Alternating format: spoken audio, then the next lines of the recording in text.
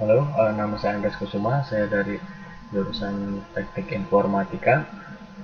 Di sini saya akan menjelaskan tentang proyek saya, yaitu tentang Grab Shortest Path.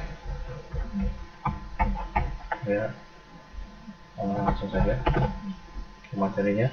Di sini pengertian Grab. Grab adalah kumpulan dari titik atau node dan garis di mana pasangan-pasangan titik atau node tersebut dihubungkan oleh segmen garis.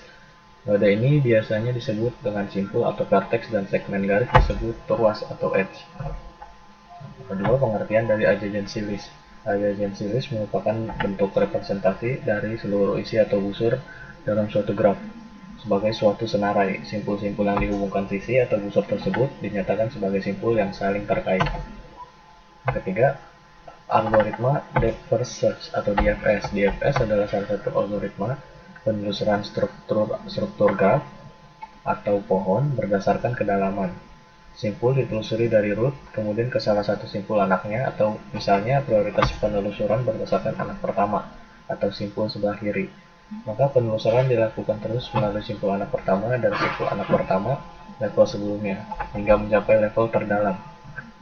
Setelah sampai di level terdalam, penelusuran akan kembali ke satu level sebelumnya. Untuk menelusuri simpul anak kedua pada pohon biner, simpul sebelah kanan, lalu kembali ke langkah sebelumnya dengan menelusuri simpul anak pertama lagi sampai level terdalam dan seterusnya. Selanjutnya, itu ada algoritma breadth first search atau BFS. Breadth first search adalah algoritma yang melakukan pencarian secara melebar yang mengunjungi simpul secara pre-order, yaitu mengunjungi suatu simpul, kemudian mengunjungi semua simpul yang bertetangga dengan simpul tersebut terlebih dahulu. Selanjutnya, simpul yang belum dikunjungi dan bertetangga dengan simpul-simpul yang tadi dikunjungi, demikian seterusnya. Nah, yang kelima itu ada contoh shortest path graph-nya. Nah, ini contohnya. Di sini ada titik A, B, ada node-nodenya A, B, C, D, E, kemudian ada H yang saling menghubungi. Ya, kemudian ini adalah indeksnya. Kemudian dari contoh graph tadi, adjacency list-nya seperti berikut. Vertex A dengan adjacency list B dan C, vertex B dengan adjacency C, D, dan E, vertex C dengan adjacency list-nya A, B, dan D, kemudian vertex D adjacency-nya dengan B, C, dan E, kemudian vertex E adjacency-nya dengan B dan D. Kemudian ada shortest path dengan algoritma DFS. Nah, kemudian di sini ada salah satu contoh graph di mana dibutuhkan jalur terpendek dari titik A ke titik E. Maka penyelesaiannya dengan algoritma depth first search, yaitu kita tentukan dulu titik awalnya, yaitu titik awalnya dari titik A. Kemudian titik akhirnya ke titik E. Dengan metode depth first search, maka kita harus melihat indeks di awal tadi, di mana indeks A itu 0, B itu 1, C itu 2, D itu 3, dan E itu 4. Kemudian dicari A bertetangga dengan B dan C. Maka dengan indeks paling kecil, yaitu A, kemudian dimasukkan ke stacknya, yaitu A. Kemudian kita cari jalur selanjutnya itu dengan indeks yang lebih kecil, antara B dengan C, itu indeks yang terkecilnya itu B dengan indeks 1. Maka stack berikutnya adalah B. Kemudian indeks yang kedua adalah setelah B, maka bertetangga dengan titik C, D, dan E. Dari indeks di awal, yang lebih kecil indeksnya yaitu C dengan indeks 2. Maka C dimasukkan ke stack ketiga. Selanjutnya, C bertetangga dengan A, B, dan D. Karena A dan B sudah masuk ke stack, kemudian tidak perlu dituliskan lagi. Jadi, jalur selanjutnya yaitu ke D.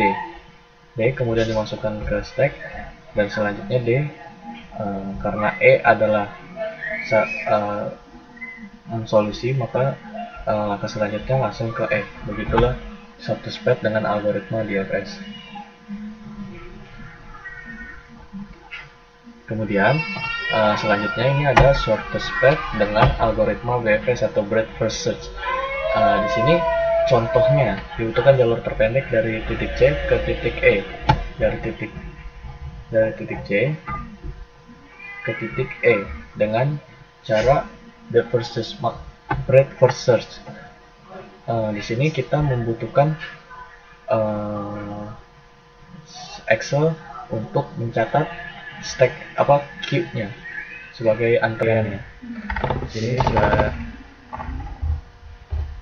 key dan result-nya. Nah, pertama kita tentukan dulu titik awalnya, maka titik awalnya C, maka titik awalnya C.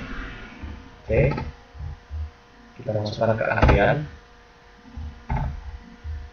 Nah, kemudian yang bertetangga dengan C ada A, B, dan D. Maka yang bertetangga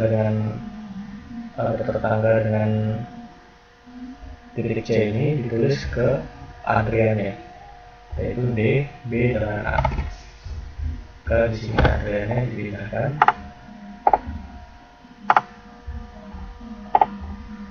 Sini ada D, B, dan A.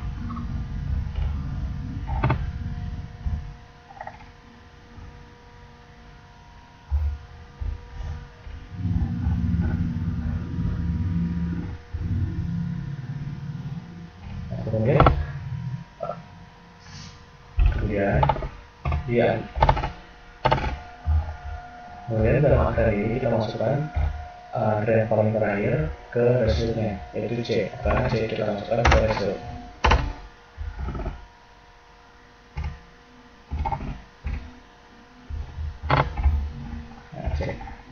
Nah, kemudian setelah itu maka kita lihat antrian paling terakhir yaitu titik A. Dan di titik A kita lihat titik A bertetangga dengan C dan B. Karena C tadi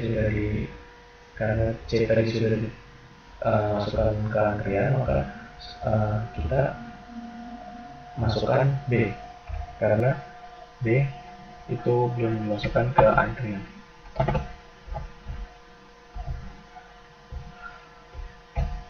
Maksudnya B sudah dimasukkan ke antrian, karena D dan B sudah, maka tidak perlu dituliskan lagi. Kemudian A dimasukkan ke resultnya, maka A di sini dihapus. Kemudian di dalam antrian 2 ini, antrian terakhir adalah antrian yang titik B. Maka titik B, kita lihat yang bertentangan dengan titik B yaitu A, C, D, dengan E. Nah, karena C, A, dan D sudah dimasukkan ke antrian, maka yang belum dimasukkan ke antrian adalah E. Maka kita harus masukkan titik E ke antriannya. Selanjutnya kita masukkan antrian paling terakhir ini ke resultnya. Setelah dimasukkan ke result, maka dihapus dari antrian. Selanjutnya karena B sudah, dan antrian yang ini harusnya di sini D dan di sini E. Nah, kemudian antrian terakhir selanjutnya itu antrian E. Kita lihat antrian E. Nah, karena E di sini adalah solusi, maka itu antriannya sudah selesai, maka antriannya sudah dimasukkan ke sini dan dihapus. Maka ini adalah hasil resultnya dari shortest path dengan menggunakan breadth first search. Nah, resultnya di sini sama CABD. Itulah cara mencari shortest path dari titik C ke titik E dengan algoritma BFS. Sekian dari saya, kurang lebihnya mohon maaf. Terima kasih.